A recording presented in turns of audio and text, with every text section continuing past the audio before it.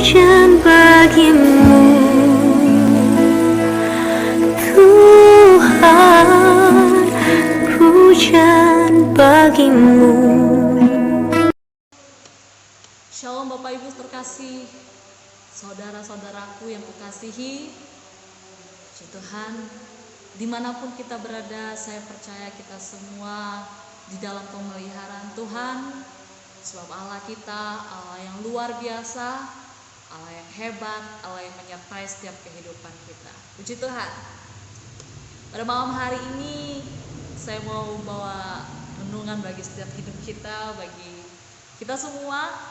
Sebab kita tahu semua maksudnya, bahwa iman timbul di dalam pendengaran akan firman Kristus, firman yang diurapi.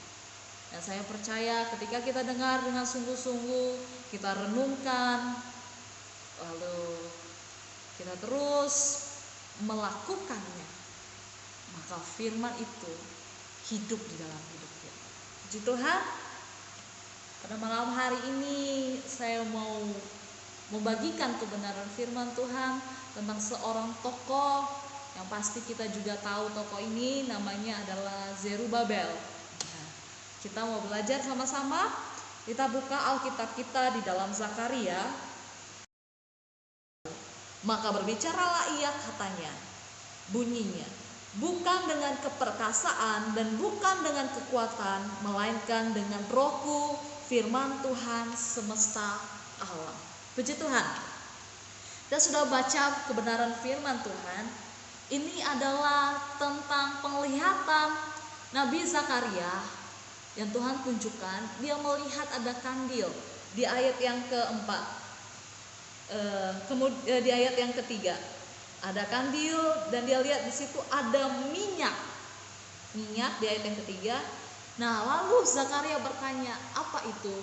Lalu malaikat menjawab di ayat yang keenam. Jawabannya ada di ayat yang keenam. Nah, minyak berarti, saya baca dalam Alkitab Penuntun, kandil emas dengan sebuah cawan dan 7 pelita di atasnya melambangkan persediaan minyak yang tidak pernah habis, yang berarti bahwa kuasa Allah akan ditunjukkan dengan cahaya. Artinya kuasa Tuhan tidak pernah habis. Bicara tentang minyak. Nah,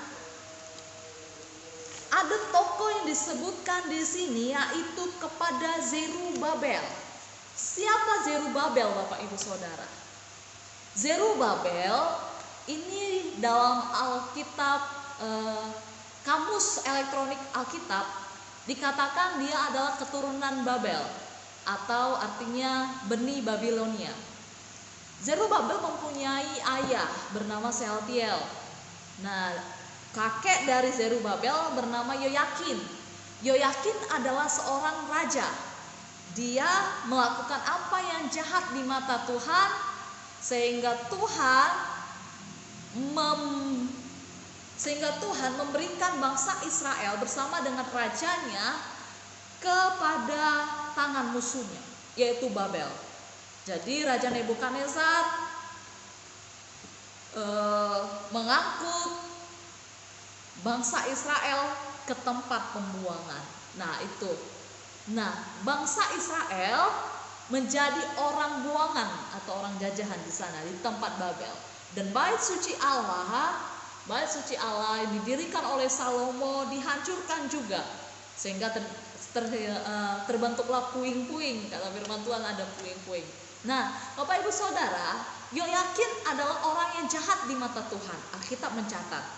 Nah, akan tetapi Zerubabel hidup tidak menurut apa yang Yoyakin lakukan.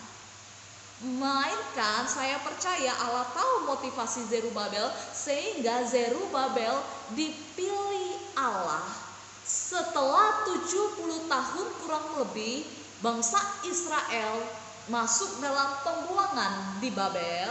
Mereka pulang ke Yerusalem, ke tanah asal mereka, dan Zerubabel inilah keturunan Yoyakin yang jahat itu ditunjuk menjadi pemimpin untuk membangun kembali bait Allah. Itu ceritanya tentang Zerubabel. Nah, Zerubabel tidak hidup seperti nenek moyang kita. Nenek moyang dari Zerubabel, yaitu kakeknya Yoyakin dan kakeknya buyutnya lagi. Tapi dia hidup takut akan Tuhan. Nah, di tengah-tengah perjalanan mereka ingin membangun bait Allah. Tentunya ada banyak tantangan dan rintangan yang mereka hadapi, Bapak Ibu Saudara. Mulai dari perkataan orang lain, ejekan orang lain, mulai lagi kondisi finansial. Orang jajahan tentunya bukan orang yang kaya raya, ex jajahan atau mantan jajahan, bekas jajahan, orang bekas buangan, tentunya bukan orang yang materinya cukup. Mereka pas-pasan, memang mereka dibekali, tapi untuk membangun bait suci yang megah, Salomo membangun, firman Tuhan mencatat begitu megah. Mereka orang-orang Zerubabel ingin membangun kembali. Tentu ada tantangan di dalam. Ada ejekan, ada hinaan. Orang berkata mungkin tidak mungkin, mustahil. Saya baca ya di ayat yang ke-10. Sebab di ayat yang ke-7 saja. Siapa 10 mohon maaf. Sebab siapa yang memandang hina hari peristiwa-peristiwa yang kecil, mereka akan bersukaria melihat batu pilihan di tangan Zerubabel. Nah, banyak orang-orang tua Yahudi dikatakan memandang peristiwa-peristiwa yang kecil, peristiwa-peristiwa yang lalu. Banyak orang tua Yahudi beranggapan gak mungkin kita bisa membangun kembali bait Allah ini semegah seperti Salomo yang membangun. Sudah gak mungkin.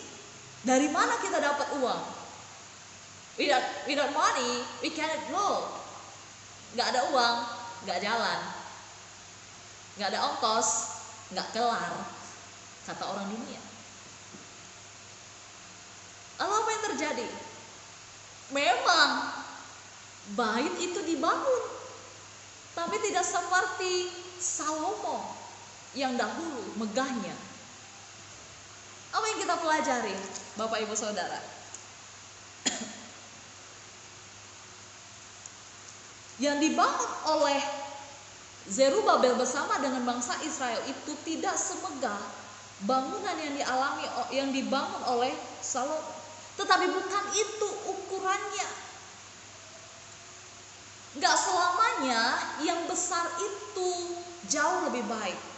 Gak selamanya yang terlihat indah itu jauh lebih baik. Ingat, ketika Samuel ingin mengurapi raja yang akan menggantikan Saul, dia lihat apa yang baik di depan matanya. Tapi Tuhan gak lihat itu. Tuhan lihat hati. Tuhan lihat hati. Amin. Dan saya percaya Tuhan bersukacita bukan karena bangunannya yang megah, bukan karena bangunan yang hebat, tapi Tuhan bersukacita karena Dia melihat bahwa Dia lihat hati Zerubabel bersama dengan bangsa Israel yang membangun bait Allah itu. Dia lihat ada ketulusan hati untuk Tuhan, ada kemurnian hati untuk Tuhan. Mungkin engkau berpikir, Bapak Ibu, pelayananmu biasa-biasa saja. Engkau berpikir bahwa saya gak bisa lakukan segala sesuatu, yang orang lain bisa lakukan yang jauh lebih besar. Tapi ingatlah satu hal, Tuhan lihat hati, bukan bicara tentang hasil. Memang hasil tidak, kalau orang dunia bilang hasil tidak menipu proses. Tapi jauh dari itu semua, Tuhan lihat motivasi hati.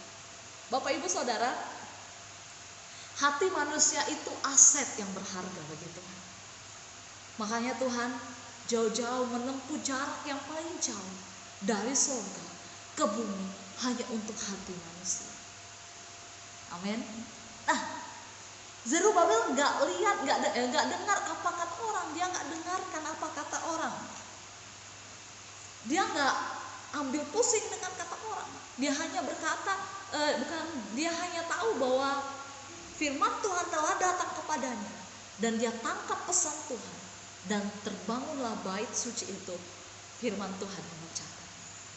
Si Tuhan, kita belajar pada malam hari ini. Saya percaya bahwa Allah melihat sesuatu dalam kehidupan Zerubabel. Makanya dia mau memberi kekuatan lewat firman-Nya. Ya lihat, mungkin saat ini Bapak Ibu Saudara dalam keadaan lemah, dalam keadaan bimbang, putus asa, hilang pengharapan, seolah-olah Tuhan tidak memberi solusi dalam kehidupan kita. Tapi percayalah, ketika kita datang sama Tuhan, Tuhan memberi firman-Nya sebagai kekuatan bagi hidup kita. Bahwa bukan dengan kekuatan kita, namun karena Roh Allah yang ada bersama dengan kita. Hanya itu Bapak Ibu Saudara yang jadi kekuatan kita. Amin. Ada saatnya Zerubabel berada dalam titik nol sebagai manusia. Sama seperti yang kita alami. Gak usah jauh-jauh. Gak usah berharap bahwa dunia ini akan membaik. Enggak Bapak Ibu. Firman Tuhan harus digenapi. Bahwa semakin hari bumi, dunia akan lenyap oleh keinginan. Langit bumi akan bergoncang. Langit bumi akan berlalu dan itu pasti digenapi. Tapi perkataan Tuhan tidak pernah berlalu.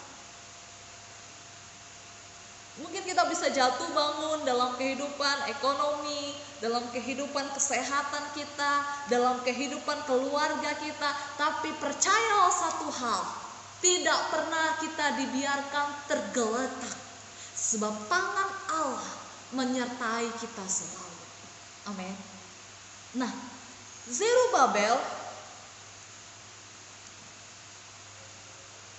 mendapat firman Tuhan yang luar biasa dalam kehidupan. Bahwa bukan dengan keperkasaan, tetapi dengan Roh Allah. Zerubabel menyelesaikan pekerjaan Tuhan. Dan orang yang mengasihi Tuhan menyelesaikan pekerjaan. Ingat Bapak Ibu Saudara, meskipun akhir-akhir ini gereja Tuhan sudah tidak mengadakan ibadah secara langsung, tapi Bapak Ibu Saudara harus tahu bahwa bait Allah itu bukan bicara tentang gereja bangunan fisik. Bait Allah itu bicara tentang pribadi kita masing-masing, tentang roh kita masing-masing yang tinggal di dalam diri kita, Roh Allah. Firman Tuhan bilang, Tuhan akan membinasakan orang yang membinasakan bait Allah. Hati-hati. Bangun persekutuan dengan Tuhan. Cari terus kebenaran. Kerjakan firman-Nya senantiasa. Lewat siaran tunda ini saya mau katakan Bapak Ibu Saudara terkasih, bahwa waktu Tuhan sudah tidak lama lagi. Firman Tuhan bilang tidak ada seorang pun yang tahu, anak pun tidak tahu kapan Tuhan datang. Tidak ada yang tahu. Tapi syukur kepada Tuhan, kepada kita diberi tandanya. Diberikan clue bagi hidup kita. Firman Tuhan mengajar kita, Alkitab pegangan kita. Dia nggak jadikan kita menjadi orang yang bodoh, mati konyol di tengah-tengah kegemparan dunia, namun Dia beri bekal bagi hidup kita. Untuk apa? Untuk kita menyongsong kedatangan Tuhan, untuk kita siap sedia di dalamnya kapanpun waktu yang Tuhan tetapkan. Dan Bapak Ibu Saudara harus sadar bahwa kita bait Allah. Jadi bait Allah yang benar di hadapan Tuhan. Zerubabel membangun pekerjaannya, pekerjaan Tuhan. Dia membangun bait Allah, menyelesaikan pekerjaan Tuhan. Orang yang mengasihi Tuhan melakukan pekerjaannya. Itu firman Tuhan mencatat. Orang yang mengasihi Tuhan melakukan pekerjaan Tuhan, pekerjaan yang baik, kata firman Tuhan. Zerubabel melakukan pekerjaan Tuhan dengan membangun bait suci. Kita melakukan pekerjaan Tuhan dengan membangun bait Allah yang dalam diri kita. Kasih makan kehidupan rohani kita. Amin. Kita tidak dapat lakukan apapun tanpa roh Allah. Roh Allah yang memberi kita kekuatan. Kita tidak bisa menyelesaikan karya Allah dengan tangan manusia, Bapak Ibu, nggak bisa. Karena kita terbatas. We are limited and God is unlimited. Kita terbatas, tapi kita punya Tuhan yang tidak terbatas. Amin. Haleluya. Persoalan boleh ada, masalah boleh ada, tekanan boleh ada. Zerubabel alami itu, tapi dia tahu bahwa ada tangan Allah yang perkasa yang menuntunnya. Amin. Nah, di ayat yang ke-7, siapakah engkau gunung yang besar di depan Zerubabel? Engkau menjadi tanah rata. Ia akan mengangkat batu utama. Sedang orang bersorak, bagus sekali batu itu. Kemudian datanglah firman Tuhan kepadaku demikian, tangan Zerubabel telah meletakkan dasar rumah ini, dan tangannya juga akan menyelesaikannya. Maka kamu akan mengetahui bahwa Tuhan semesta alam yang mengutus aku kepada kamu. Perhatikan, Tuhan berkata. Ketika Tuhan berkata, itu akan terjadi. Ketika Tuhan berkata, engkau akan diberkati, maka akan diberkati. Engkau akan selamat, maka akan selamat bagi setiap kehidupan kita. Dan ketika Tuhan menaruh perintahnya, menaruh kehendaknya di hati kita, waktu kita tahu itu kehendak Tuhan, percayalah saat kehendak itu ditaruh, Tuhan sudah kasih urapan bagi kita untuk melakukannya, Bapak Ibu. Dan ayat 7 tadi berkata bahwa Tuhan memuji Zerubabel, dikatakan di depan Zerubabel engkau bukan menjadi tanah rata, itu bangunan itu, gunung-gunung batu yang besar itu, dan ia akan mengangkat batu utama. Zerubabel mengangkat batu utama, tetapi orang lain berkata bagus sekali batu itu. Tuhan memandang Zerubabel, tapi orang lain hanya memandang hasil usaha Zerubabel. Sama seperti keadaan kita. Kadang kita melakukannya dan Tuhan tahu kita melakukan untuk Tuhan. Orang lain hanya lihat hasil yang kita lakukan, tapi Tuhan melihat kehidupan kita. Dia nggak lihat hasil yang kita lakukan. Manusia hanya lihat apa yang di depan matanya, tetapi Allah melihat hati. Sampai firman Tuhan di ayat ke-8 ke-9 dikatakan bahwa dia berkata, tangan Zerubabel telah meletakkan dasar rumah ini. Ketika kita menyelesaikan pekerjaan Allah, maka kemuliaan Allah akan dinyatakan. Orang akan tahu tentang Allah yang hebat melalui pekerjaan yang dilakukan oleh setiap kehidupan. Amin. Haleluya. Kita belajar dari kehidupan Zerubabel. Dia tetap teguh berdiri. Kenapa? Karena dia memiliki respon yang baik dalam firman Tuhan. Dia tidak lihat masalah di sekelilingnya. Dia tidak lihat perkataan orang lain. Dia tidak lihat hal apapun. Dia maju terus untuk mengerjakan pekerjaan Tuhan. Masalah apa yang kita hadapi akhir-akhir ini? Ketakutan apa yang kita alami, Bapak Ibu Saudara?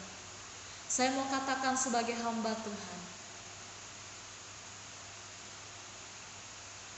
kekhawatiran tidak akan menambah sehasta jalan kehidupan kita.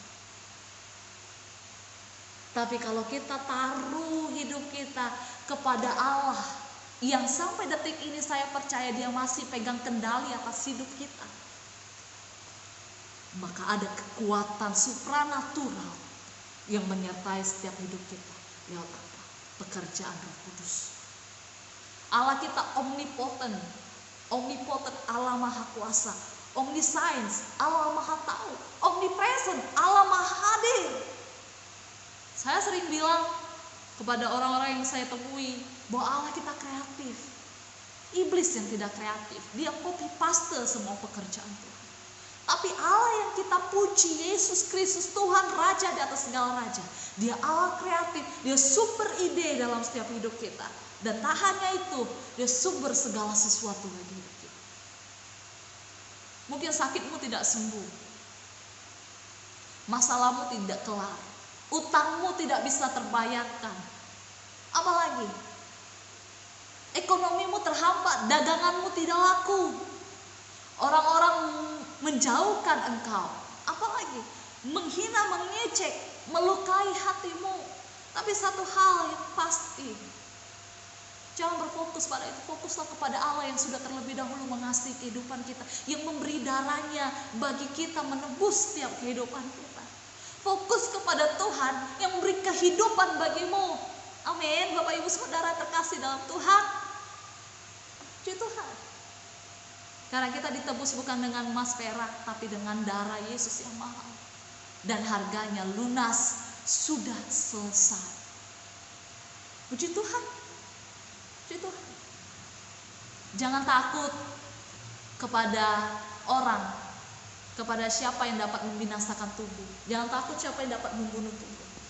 Tapi takutlah kepada yang dapat membinasakan baik tubuh maupun jiwa di dalam api neraka, yaitu Tuhan Yesus Kristus. Kenapa? Karena Tuhan Yesus yang pegang kendali kehidupan manusia. Dan saya percaya janji Tuhan itu tergenapi bagi hidup kita, untuk datang ke tempat yang Bapa beri bagi setiap hidup kita, yaitu langit dan bumi baru, sorga yang kekal. Untuk ke sana kita perlu Roh Kudus menuntun kita. Karena itu adalah hadiah yang terindah yang Bapa beri, yang Yesus beri ketika dia naik ke sorga. Dia nggak kasih harta, dia nggak kasih rupa yang cantik bagi murid-muridnya, dia kasih penolong, dia kasih Allah sendiri bagi hidup kita. Yang berarti janjinya tergenapi. Aku akan menyertai kamu sampai kesudahan zaman. Puji Tuhan Bapak Ibu Saudara. Demikian kebenaran firman Tuhan yang saya sampaikan pada malam hari ini. Saya percaya Tuhan Yesus yang dulu 2000 tahun lalu, bahkan yang sampai sekarang, adalah Allah yang sama, yang menuntun kita di dalam kebenarannya. Amin. Kita mau berdoa pada malam hari ini. Bapa di sorga, terima kasih untuk kebenaran firman-Mu. Hamba-Mu sudah sampaikan isi hati-Mu, Tuhan. Tuhan, tolong setiap kehidupan kami, untuk kami menjadi pelaku firman Tuhan, sebab Roh-Mu ada memberi kekuatan bagi hidup kami. Bapa di sorga, terima kasih. Berkati umat-umat-Mu, jemaat-Mu dimanapun mereka berada. Teguhkan iman mereka di tengah-tengah goncangan dunia ini, ya Tuhan. Kami percaya Tuhan, tangan Tuhan selalu menuntun, menjaga, memelihara setiap kehidupan kami. Mulai dari anak sekolah minggu, pemuda, remaja, orang tua, suami istri, baik kaum manula, janda, duda. Tuhan memberkati hamba-hamba-Mu. Tuhan yang memberkati, kerdangkanlah tangan-Mu atas setiap kehidupan kami. Kami percaya lawatan-Mu terjadi atas setiap hidup kami. Hamba-Mu terbatas menyampaikan isi hati Tuhan, firman Tuhan, namun ada Roh Kudus yang tidak terbatas menembus hidup kami. Karena kami tahu Tuhan, firman-Mu yang sanggup memisahkan baik sumsum dan tulang, yang sanggup memisahkan pertimbangan, bahkan isi hati Tuhan bagi hidup kami. Terima kasih Bapa di surga, meteraikan firman-Mu menjadi rema pengingat bagi kami. Dalam nama Tuhan Yesus, haleluya. Amin. Puji Tuhan Bapak Ibu Saudara, demikian kebenaran firman Tuhan. Tuhan Yesus memberkati dan shalom.